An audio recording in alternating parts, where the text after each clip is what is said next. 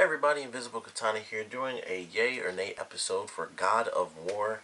This game has been announced, and it was crazy. It was one of the craziest announcements that they had at the Sony press conference, and I loved it.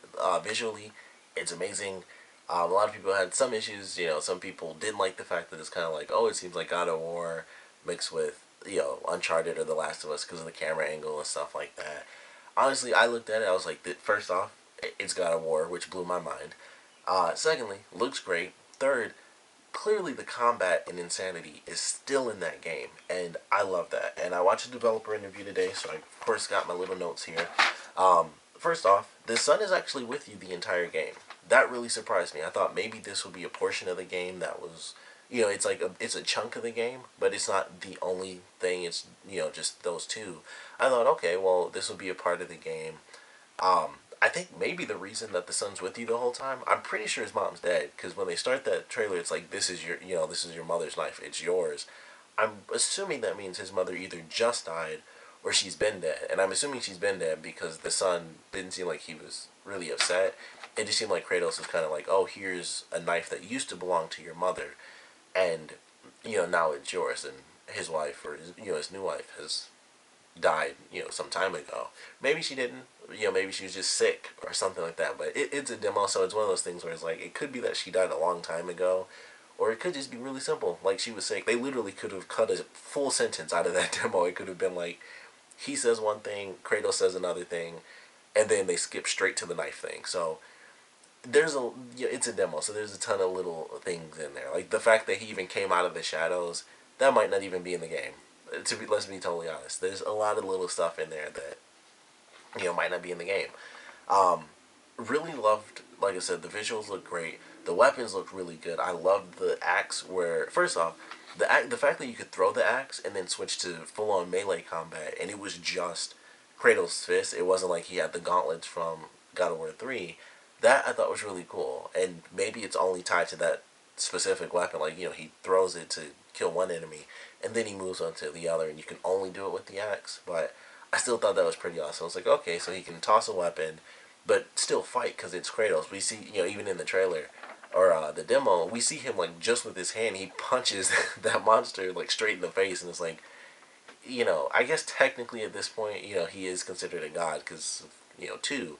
But it's like, man, he just punches people, or monsters, giant monsters. So really cool that they had that in there. If you go back and watch the demo, you can see like how his arms are bandaged up. You can see like just over the top of the bandages at some point. You can see where the chains were from the other games, the Blades of Chaos chains. So that was a cool little thing. It's like that's still there, but he has them bandaged up. So that I thought was pretty awesome. I'm curious if that'll make a return in the game. Like maybe something crazy happens and he finds the Blades of Chaos. Maybe I'm curious if they're gonna somehow connect this to the old games, because kind of in God of War 3, it's like, well, everybody's dead. He kind of got his revenge, but he still ends up living. So it's one of those crazy things. Like what really will end up happening in this story? It's a huge question, and it's very Viking. Of course, it's not exactly Greek mythology like we all knew from the other games.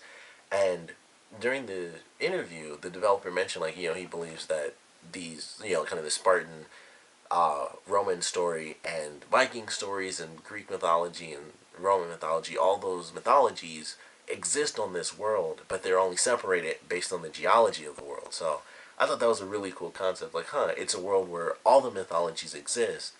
They just exist as different continents, basically. So I was like, that's actually a really simple and logical idea. Like, you're here in this section of the earth, it's Spartan stuff, and you go over here, it's Viking stuff. So I was like, that's pretty sweet. It makes a lot of sense. He could just go from one place to the other, and it makes sense within the story. Because that was another thing. It's like, for some people, they're like, it's kind of weird that he would go from, of course, it's God of War and Spartan and all that stuff, and then it would go into Viking, and it just seemed weird because that's his thing. He was a Spartan. So I like that idea. Just hearing it, and I didn't mind even when it was first announced. I was like, he's somewhere else. That's how I saw it. Like, clearly he's somewhere totally different, and it just works. And they dragons and stuff now, and considering the things he's fought against, that's nothing. It just fits into that world of the game in general. So really enjoyed that. His son is also part god. So that was the question I had when they first showed the game. I was curious if that was his real son, like his biological son, or if it was like a stepson or something, because his son would say yes sir all the time, which is a simple thing, but he said sir way more than he said dad. So it just made me curious, like, did he really grow up with Kratos as his father, or, you know, or is he his father and it's just, Kratos being super strict? So it's just Kratos being strict and he calls him sir so much. But it's his actual son. His son is part god. Don't know how that's going to play into things. I don't know if that's, like the bow and arrow that he has, it has like electricity to it when he shoots the creature.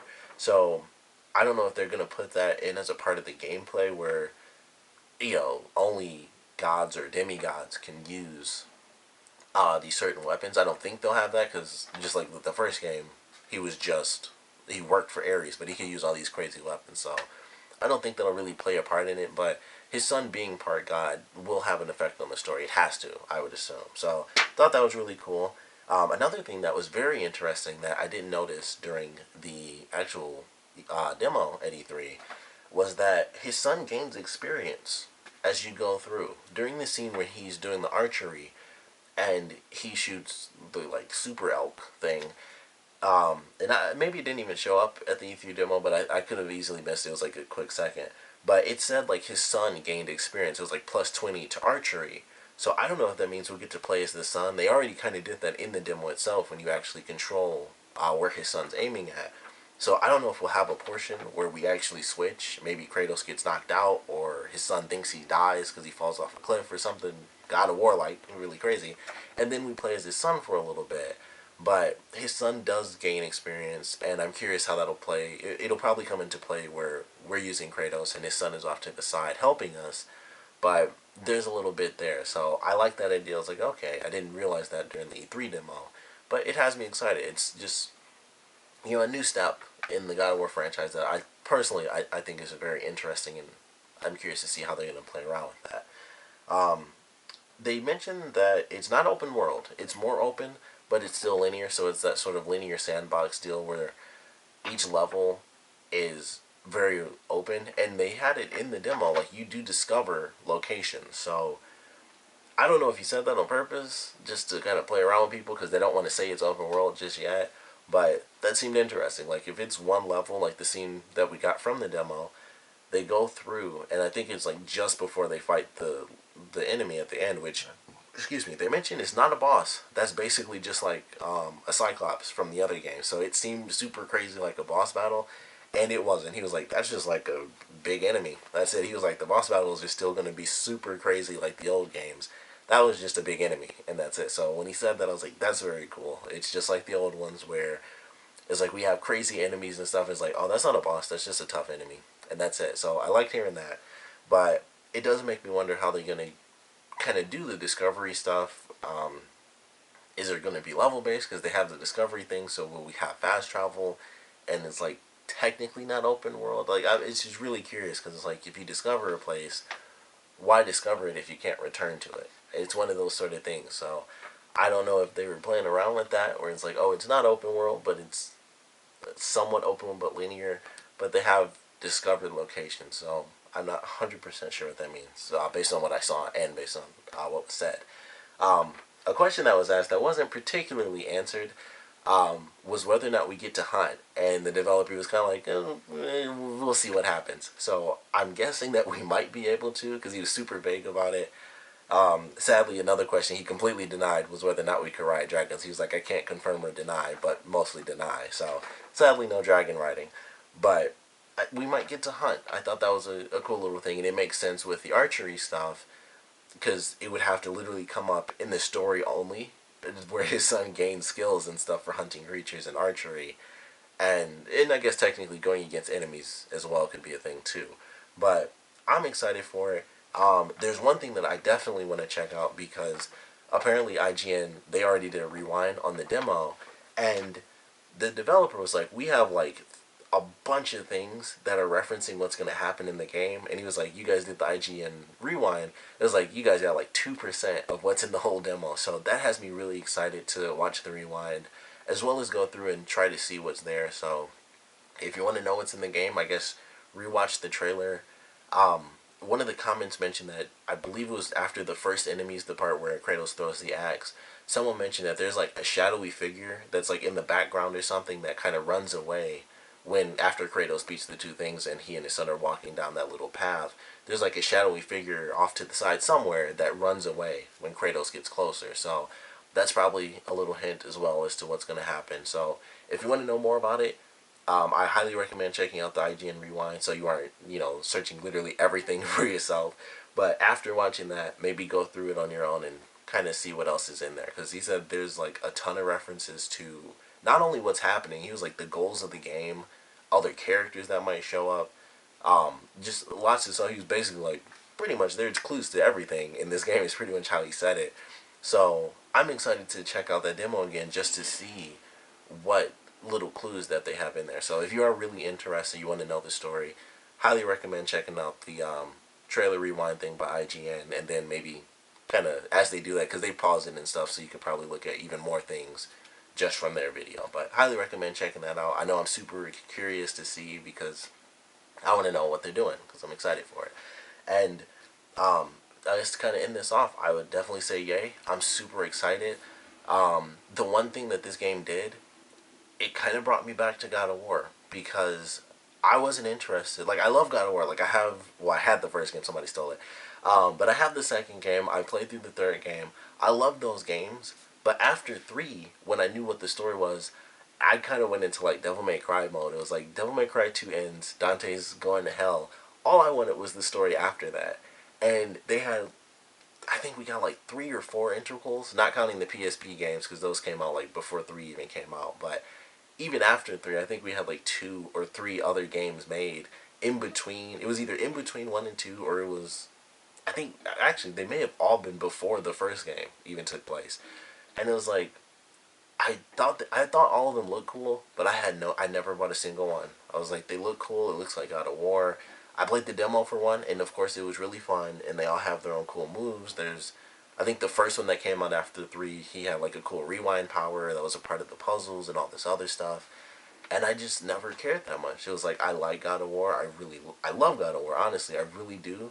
But those games, I guess I don't love it as much because I don't know why. They just never really appealed to me that much where I was like, I need those games. And I just never bought them, ever. So this one I'm definitely getting because it takes place after, and that's just one of those things. I don't know why. I'm sure the other games are still really fun.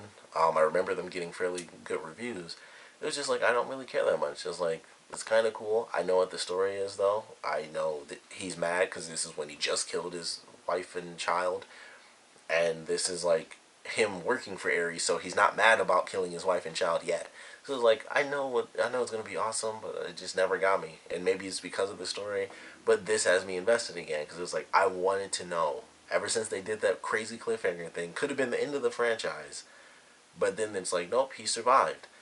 I always wanted to know, and now we get to find out what happened. We might get to find out everything in between 3 and 4, even though they're just calling it, God of War. But we might get to learn everything in between as well, where, what he did after that, what's going on, with the Spartans and everything now that the gods have been destroyed, all this other stuff. So now I'm kind of back in it solely for the story. I want to know what happened afterwards and not way before, because I don't know. It's kind of unfair knowing how it's going to end. It doesn't matter. It doesn't change. The game is fun. But just a big part of it is story for me. I always wanted to know what happened after. And now we get to know, so I'm excited for that. Gameplay looks good. Obviously, it looks freaking phenomenal. God of War 3 was crazy on PlayStation 3, and that was like early PS3, or like, I'd say earlier rather than later if I had to split it down the middle. I think it was before even the midway point, but that was phenomenal on PS3. This is going to look phenomenal on PS4. Definitely want to know yay or nay for you guys, so please, put your comments down in the comment section below. Yes, no, in between maybe. Are you just as pumped as you were for the other games? More pumped, less pumped? I know some people, I watched some other stuff, people were like, never really been into it, but now it looks really cool. So I'm excited for it. Got some new elements in there, new camera angles, which, like I said, some people were bothered by that.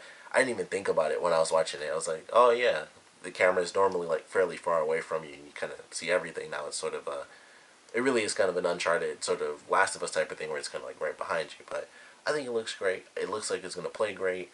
I'm excited to go back and look at some of the demo stuff to see what hints they have in there. So looking forward to that. But like I said, definitely want to know what you guys think. So please put your comments down in the comment section below. And of course, thanks for watching.